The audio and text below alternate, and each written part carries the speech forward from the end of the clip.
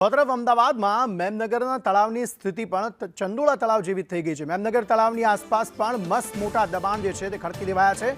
દબાણથી dumping site Memnagar તળાવ બન્યું હોય તે પ્રકારની સ્થિતિ છે। મેમનગર તળાવની આસપાસ ગંદકીનું સામ્રાજ્ય જોવા મળી રહ્યું છે।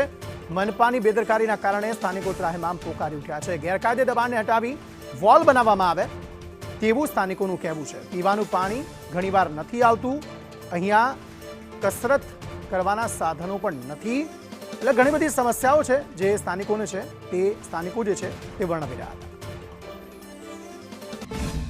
અમદાવાદ શહેરનું મેમનગર તળાવ કે જ્યાં કદાચ અમદાવાદ મ્યુનિસિપલ કોર્પોરેશનનો વિકાસ યોગ્ય રીતે પહોંચ્યો નથી, આ સ્થિતિ જોઈ શકાય છે।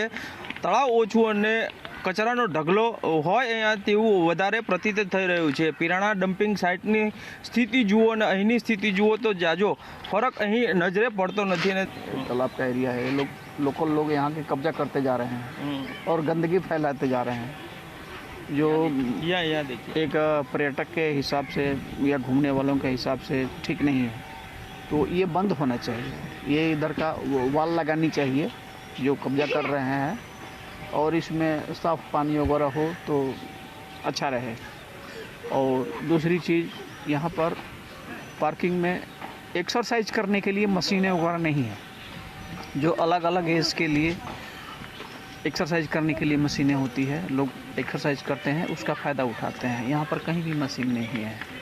और पानी की व्यवस्था, पानी कभी आता है कभी नहीं आता है, और उधर टॉयलेट वगैरह है, टॉयलेट वगैरह सब ऐसे ही गंदा पड़ा हुआ है, उसका कोई देखभाल नहीं है, उसकी साफ सफाई होनी चाहिए तो इसमें बेहतर हो सकता है। जो प्रोटेक्शन वॉल एक ઊભી કરી દેવામાં આવે તો જે પ્રમાણેનું દબાણ અહીં વધતું જઈ રહ્યું છે અને ચંડોળા જેવી સ્થિતિ અહીં સર્જાઈ રહી છે તેવી ના થાય તેના માટે થઈને કોર્પોરેશન જો અત્યારથી જાગે તે જરૂરી છે।